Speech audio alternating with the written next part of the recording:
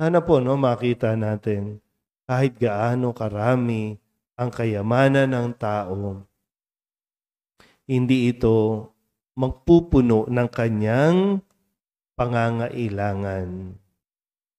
Kahit gaano karami ang pera.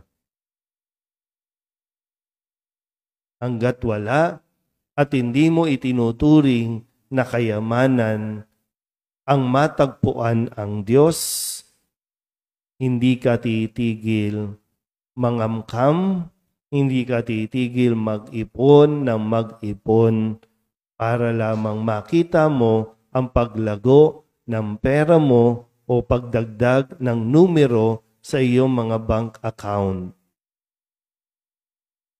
Mas makita natin bakit maginhawa ang buhay? Hindi dahil sa meron kang kayamanan. Maginhawa ang buhay natin at panatag tayo dahil natagpuan na natin ang Diyos. At inaasam natin na tayo po ay talagang makarating doon sa langit. Amen?